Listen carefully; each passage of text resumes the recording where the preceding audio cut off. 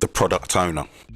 Now, the product owner is responsible for maximizing the value of the product and the work of the development team. So this is one of those things that I know came up in one of the exams that I sat. So I'm really drawing attention to the definition of things here. So you can see in the Scrum Guide the way it's defined, and because a lot of the time the questions that come up in the exam are likely to be based around what a product owner is responsible for and isn't responsible for or accountable for.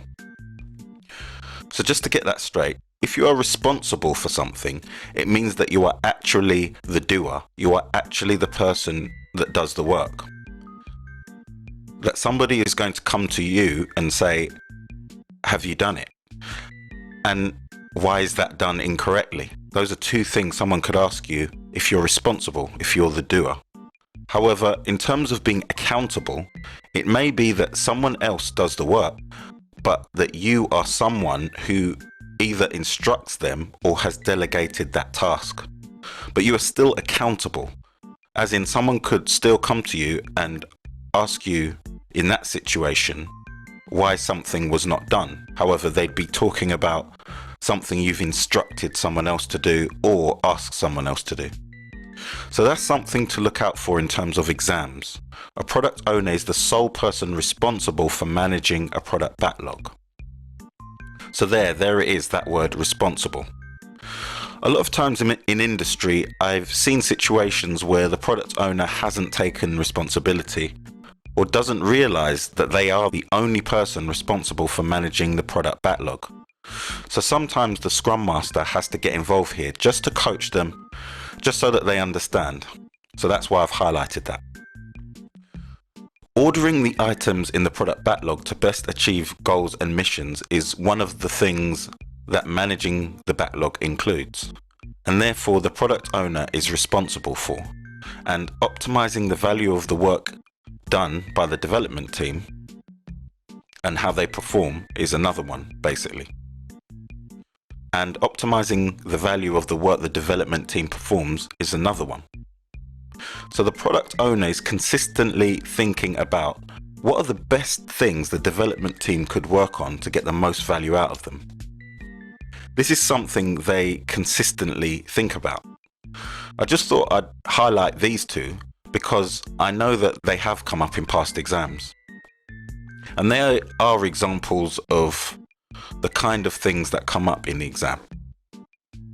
I mean, potentially anything can come up in the exam, but I'm highlighting examples so that you can see the kind of questions that could be asked.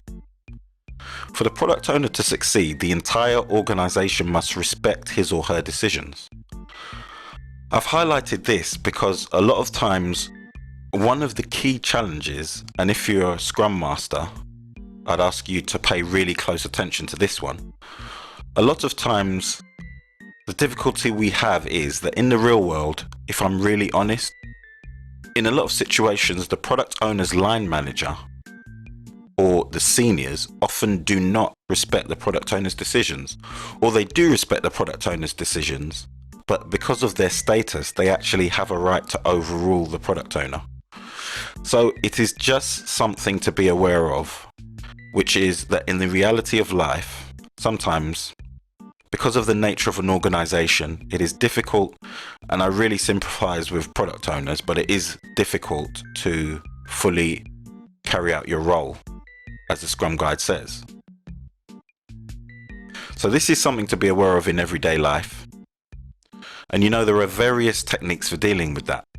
Some of them revolve around making your senior stakeholders aware of how you can actually add value for them. And you can take it into account when speaking to the whole organization. You can still prioritize when necessary and bear in mind all of their opinions as opposed to one person's opinion. But you can also add value for them by doing your role and allowing them to do their role. So in some ways, you take the weight off their shoulders. You can also use a lot of the information you get from the team to make the right decisions because you're a lot closer to them than the stakeholders.